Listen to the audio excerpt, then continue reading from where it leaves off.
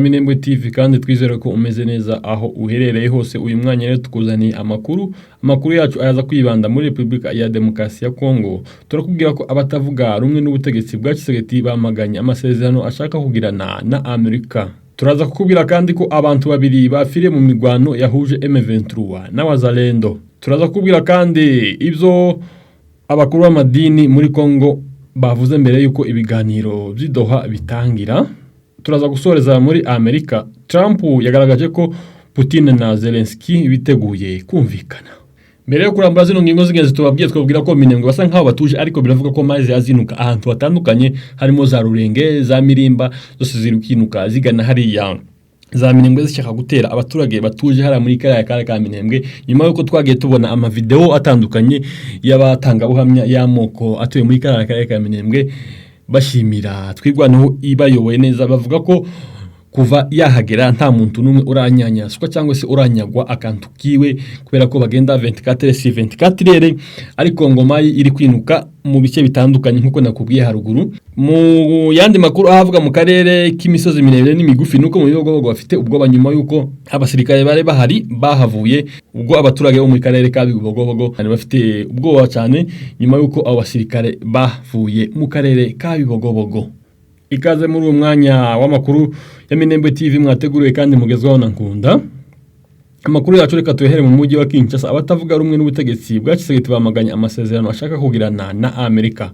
Ihuriro Lamuka rigizwe n'amashaka atavuga rumwe n'ubutegetsi bwa Repubulika ya Demokarasi ya Kongo ryamaganye umugambi wa Perezida Tshisekedi wo kugirana na Leta Zunze Ubumwe za Amerika amasezerano y'ubucukuzi bw'amabuye y'agaciro. Ku itariki 3 z'ukwezi kwa kane uyu mwaka turimo, Tshisekedi yakiriye intumwa za Amerika zirimo umujyanama mukuru w'iki gihugu muri Afrika Masad Boulos. Baganiye ku ifatanya bw'ibihugu zombi mu iterambere no mu mutekano. Boulos yagize ati: "Nishimiye amahirwe nagize yo guhura na Perezida Tshisekedi. Twaganiriye ku ngingo zitandukanye zirimo iterambere ry'umubano wa Amerika na RDC ushingiye ku bucukuzi. Mwumvise amasezerano y'ubucukuzi bw'amabuye y'agaciro. Twasuzumye icyifuzo cya Repubulika ya Demokarasi ya Kongo kandi nishimiye kubatangariza ko nje na Perezida twemeranyije ku nzira ija imbere yo kutegura." Igikomeye cyatumye leta ya RDC yegera Amerika ni ukugira ngo izayifashe kugwanya imitwe yitwaje intwaro, inayubakire inzego z'umutekano kugira ngo zizashobore kurinda ubwigenge n'ubusugire bw'igihugu. Ibyo Tshisekedi yabisobanuye kuva mu kwezi kwa kabiri uyu mwaka turimo, nyuma yaho abagwanyi b'ihuriro AFC/M23 bafashe umujyi wa Goma na Bukavu. Umuvugizi wa Lamuka Prince Epenge ku minsi ine yatangaje ko amasezerano Tshisekedi ashaka kugirana n'ubutegetsi bwa Amerika ameze nko kugurisha umutungo wa RDC, nyamara hakabaye habaho ubufatanye bufitiye inyungu buri ruhande. Yagize ati: "Amabuye y'ingenzi y'igihugu cyacu ashobora gushira kandi ubufatanye bwose bwabaho bukwiye kubyitaho." Kubw'ibyago amasezerano Felix Tshisekedi ashaka kugirana n'igihugu cya Amerika nta kindi ari cyo keretse kugurisha umutungo w'igihugu cyacu. Abanyekongo ntibabishaka pe. Epenge yatangaje ko Tshisekedi yakoze ikosa rikomeye ryo kutubaka igisirikare cya RDC mu gihe cy'imyaka 5 amaze ku butegetsi, agaragaza ko kwibwira ko ingabo za Amerika zamufasha kurinda igihugu kubera azatanga amabuye y'agaciro ari ukwibesha. Ati: "Gutanga amabuye y'agaciro kugira ngo uhabwe umutekano ni ikosa rikomeye leta ya Felix Tshisekedi itaragize icyo ikora keretse kubyina no kuririmba mu myaka 5 aho guteza imbere politike y'ingabo. Yizera ko umutungo waguranwa uburinzi bw'igisirikare cya Amerika." Boulos yagaragaje ko iterambere ry'ubukungu ritoshoboka mu gihe umutekano wa RDC utameze neza, bityo Amerika ishigikiye ko intambara yo mu burasirazuba bwa RDC ihagarara. Amakuru yacu reka tuyakomeze muri Masisi. Abantu babiri bafiriye mu migwano yahuje M23 na Wazalendo.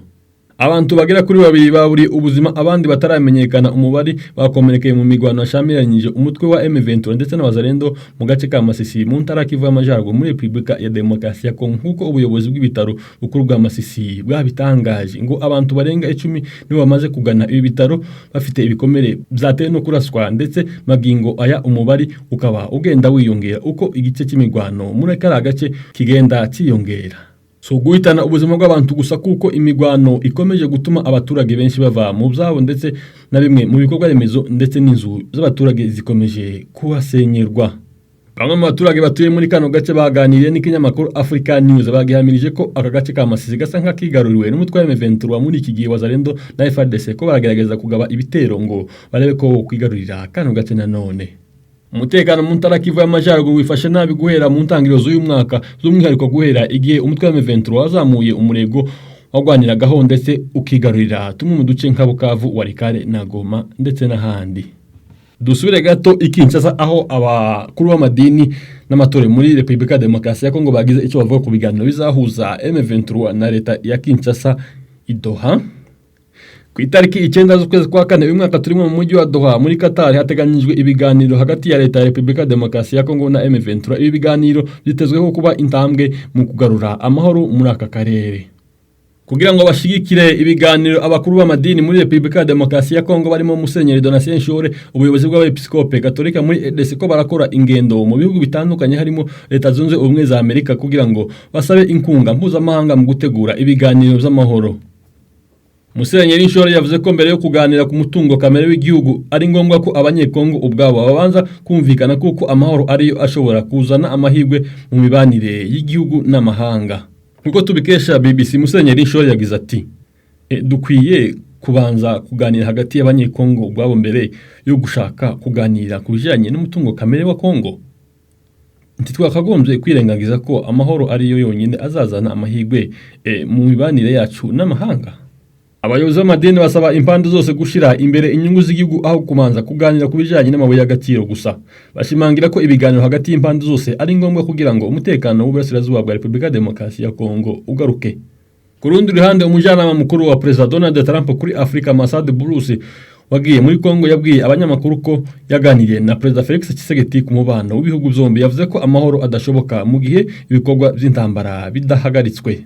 Ibiganiro bya Doha bizibanda ku bibazo by'ingenzi birimo gusubiza mu buzima busanzwe abagwanyi ba M23, gukuraho ibikorwa by'umutekano muke mu turere tw'iburasirazuba bwa RD Congo no kuganira mu buryo bwo gukemura amakimbirane ashingiye ku butare.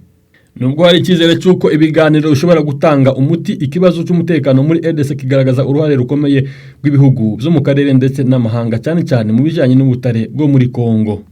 Musenyeri Nshore yasoje asaba amahanga gushyigikira ibiganiro by'amahoro, ashimangira ko igihe kizagira igihugu kikagera ku bwumvikane bwo kubaka igihugu cyunze ubumwe kitagendeye gusa ku nyungu z'amabuye y'agaciro ahubwo ku bwumvikane bw'abanyagihugu bonyine. Reka amakuru yacu tuyasoreze muri Leta Zunze Ubumwe za Amerika. Trump yatangaje ko Putin na Zelensky biteguye kumvikana. Perezida Donald Trump wa Leta Zunze Ubumwe za Amerika yatangaje ko Vladimir Putin w'Uburusiya na Volodymyr Zelensky wa Ukraine biteguye kuganira ku masezerano y'amahoro yo guhagarika intambara. Kuva mu kwezi kwa kabiri uyu mwaka, intumwa za Amerika zahuriye muri Arabia Saudite n'iz'Uburusiya n'iza Ukraine zumva ibitekerezo bya buri ruhande biganisha ku guhagarika iyi ntambara. Ku itariki ya 4 z'ukwezi kwa kane, ubwo umunyamakuru yabazaga Trump ibyo yavuganye na Zelensky, yasubije ati ntekereza ko yiteguye kumvikana kandi ntekereza ko Putin yiteguye kumvikana. Trump yagaragaje ko Amerika iri kugirana ibiganiro byiza n'Uburusiya na Ukraine kandi ko yifuza ko iyi ntambara ihagarara vuba kugira ngo impfu z'abaturage zihagarare. Ati turashaka kubona ihagarara vuba hashoboka kubera ko abaturage ibihumbi bicwa mu minsi 7 cyangwa se mu iyinga ryose. Yunzemo ati Uburayi bwananiwe kumvikana na Putin. Yunzemo ati Uburayi bwananiwe kumvikana na Putin, ariko ntekereza ko njewe nzabishobora. Uburusiya bwashoje intambara kuri Ukraine mu kwezi kwa kabiri 2022. Ubutegetsi bwa Amerika bwabanje bwo gushaka guha inkunga Ukraine ya gisirikare kugira ngo isinde iyi ntambara, ariko Trump we yagaragaje ko ibiganiro by'amahoro ari byo zabonekamo igisubizo kirambye. Reka tugushimire twabanye muri uyu mwanya makuru, gusa twakubutsa ko byoroshye kuba wakora subscribe kugira ngo uzuzubona amakuru yacu n'ibiganiro byizewe kandi ubibone ku gihe. Mwakoze kubana natwe muri uyu mwanya makuru n'amakuru ya Minembwe TV, mwateguriwe kandi mugezweho na Nkunda. Ciao ciao, duhuru butaha.